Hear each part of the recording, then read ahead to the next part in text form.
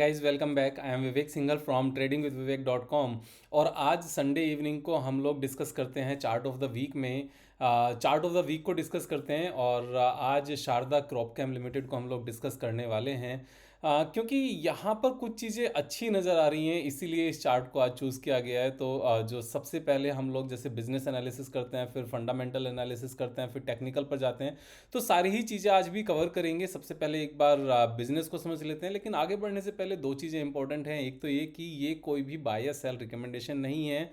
आपको अपना due diligence खुद से करना है। मेरा यहाँ पर पर्पज़ आपको समझाना है कि किस तरीके से हमें बिजनेस को एनालाइज करना चाहिए, फिर फाइनेंशियल्स को एनालाइज करना चाहिए, फिर टेक्निकल एनालिसिस करना चाहिए और फिर अपना डिसीजन लेना चाहिए। सेकंड, अगर सब्सक्राइब नहीं किया चैनल को तो सब्सक्राइब कर लें, क्योंकि एवरीडे 5 o'clock हमारी एक वीडियो आती है। कभी कभी वीडियो नहीं आ पाती है तो उसके पीछे कुछ जेन्युइन रीजंस होते हैं।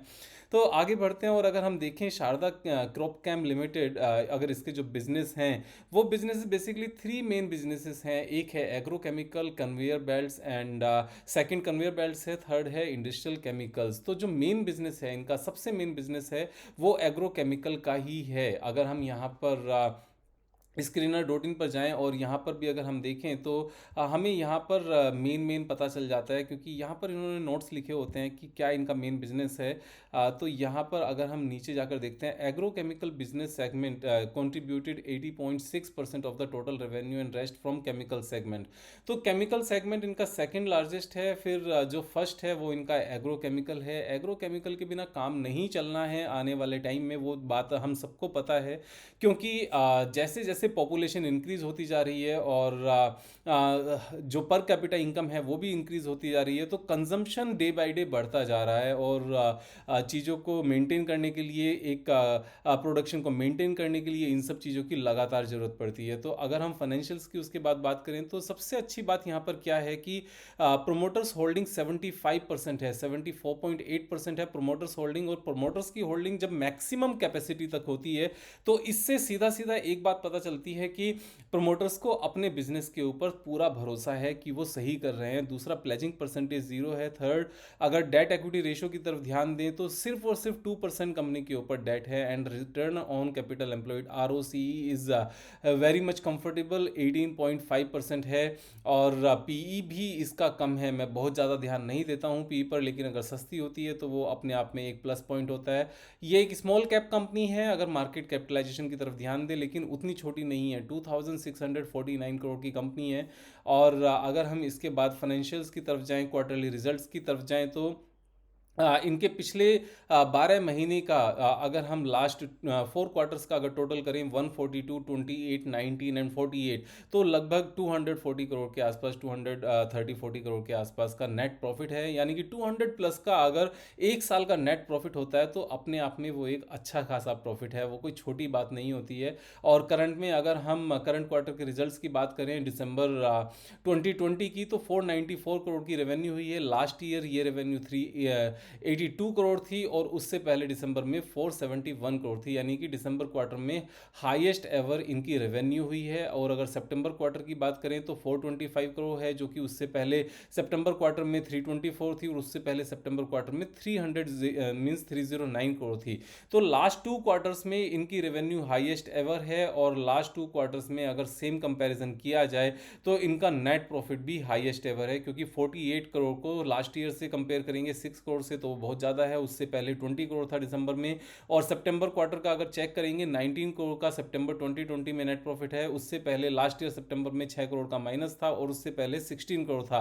तो हाईएस्ट एवर लास्ट 2 क्वार्टर्स में ये लोग काम कर रहे हैं। और जो कंपनी का एक प्रूवन ट्रैक रिकॉर्ड है ग्रोथ का, 352 करोड़ की रेवेन्यू से इंक्रीज होते होते ये लोग 2184 तक पहुंचे हैं। और यहाँ पर ऑपरेटिंग प्रॉफिट भी 62 करोड़ से बढ़ते हुए 400 करोड़ तक पहुंच गए हैं। और नेट प्रॉफिट भी इनका बढ़ता हुआ 29 करोड़ से बढ़ते हुए 237 करोड़ तक पहुंच गए हैं। तो लगातार कंसिस्टेंटली कंपनी ने ग्रो किया है।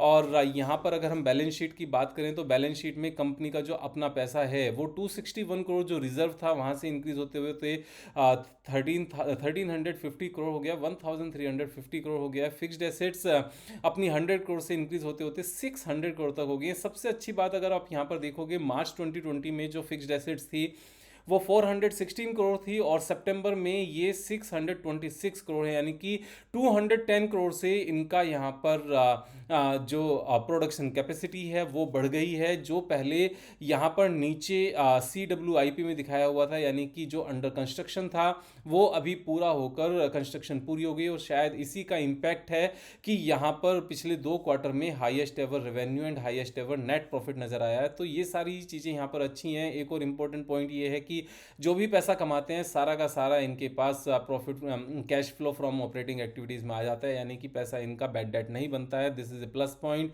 उसके ऊपर जो सबसे एक और अच्छी बात है वो ये है कि पब्लिक के पास सिर्फ और सिर्फ 5% है, यानी कि बाकी सारा पैसा, बाकी सारी शेयर होल्डिंग स्ट्रॉन्ग हैंड्स में है। सिर्फ और सिर्फ 5% है पब्लिक के पास। और अगर हम टेक्निकल्स की बात करें फाइनली यहाँ पर, तो टेक्निकल में इनका जो हाईएस्ट एवर प्राइस था, अगर एक बार उसको देखें तो हाईएस्ट एवर प्राइस इनका यहाँ पर था जो 567 रुपीज़ था। अभी ये 293.65 का प्राइस यहाँ से चल रहा है। तो करंट से अगर हाईएस्ट एवर प्राइस की तरफ ध्यान दें, क्योंकि हाईएस्ट एवर रिजल्ट्स हैं, हाईएस्ट एवर प्रोडक्शन कैपेसिटी है, अच्छी सारी चीज़ें हैं यहाँ पर, तो यहाँ से डबल होने का पूरा पूरा स्कोप है। अगर हम सीधी सी बात करें, 93% का यहाँ से सीधा उछाल नज़र आता है, जो कंसिस्टेंटली नज़र आता भी है। उसके पीछे यहाँ से एक चार्ट पैटर्न ब्रेकआउट भी था। अगर हम उसकी बात करें तो मैं आपको दिखाता हूँ कि यहाँ पर एक ये reverse head and shoulder pattern बना हुआ है, जो बिल्कुल proper reverse head and shoulder pattern बना है। मैं आपको अगर दिखाता हूँ तो ये हमारा लेफ्ट शोल्डर है और ये पूरा हेड है यहाँ से, और ये राइट शोल्डर है। राइट शोल्डर के बाद यहाँ पर ब्रेकआउट हुआ। ब्रेकआउट के बाद यहाँ से चीज़ें, ये प्राइस ऊपर भी गया, ऊपर के बाद में थोड़ा सा नीचे वापस से आया। और नीचे आने का जो सिंपल सा रीज़न है वो रीज़न है कि यहाँ से निफ्टी ही पूरी की पूरी कंसोलिडेशन में है, लेकिन जो नीचे आने का पेस है वो उतना ज़्यादा नहीं है। एकदम स्लो होकर धीरे धीरे कंसोलिडेशन एक्युमुलेशन के मोड में ये नीचे आ रहा है, जो वापस से सीधा चलना शुरू हो जाएगा।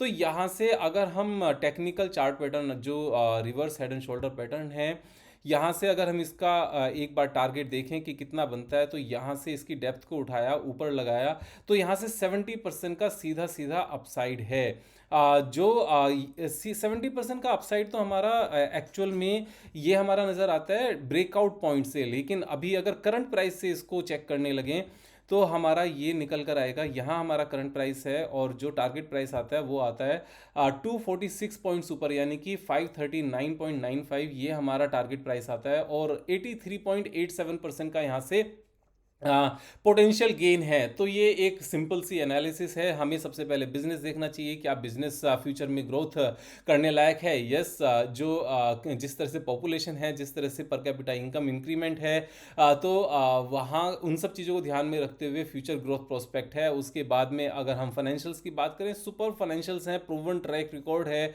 और सिर्फ 2% का यहाँ से इनके ऊपर ये है जो बोरोइंग है, और वो बोरोइंग भी इतनी नज़र नहीं आ रही है आज की डेट में वापस से। क्यों? क्योंकि दिसंबर में इन्होंने जो इंटरेस्ट पे किया है वो जीरो है। जो सितंबर 2020 का बैलेंस शीट यहाँ पर इन्होंने दिया होगा उसके अकॉर्डिंग यहाँ पर बोरोइंग थी जो 29 करोड़ की थी। लेकिन अभी जो दिसंबर क्वार्टर के इनके रिजल्ट्स आए थे उसमें अगर हम इंटरेस्ट की बात करें तो वो जीरो है, यानी कि इन्होंने उसको भी रीपे कर दिया होगा। और अगर हम यहाँ पर बैलेंस शीट में जाएं, बैलेंस शीट में जो अदर एसेट्स हैं उनमें अगर जाकर कैश इक्विवेलेंट देखें तो यहाँ पर 131 करोड़ के आसपास इनका कैश इक्विवेलेंट भी है। ये भी एक प्लस पॉइंट है। सेकंड एक प्लस पॉइंट क्या है कि जो यहाँ पर इनका ट्रेड रिसीवेबल था, यानी कि जिन लोगों से पैसा लेना था, जो 989 करोड़ था वो कम होकर 611 करोड़ हो गया, यानी कि यहाँ से ऑलमोस्ट 370 करोड़ के आसपास का पैसा इनको रिसीव हुआ है।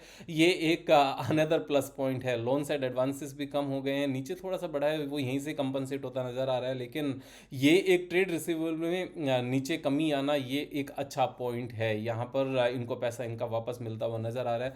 तो सारी चीज़ें अच्छी हैं, आप अपने हिसाब से ड्यू डिलिजेंस करके यहाँ पर ट्रेड ले सकते हैं। और मैं इसमें बायर हूँ, आप अपने हिसाब से ट्रेड लेंगे तो अगर सब्सक्राइब नहीं किया तो सब्सक्राइब कर लें। कल फिर मिलते हैं एक नई वीडियो के साथ, तब तक मजे करो यार। Thank you so much, have a nice day.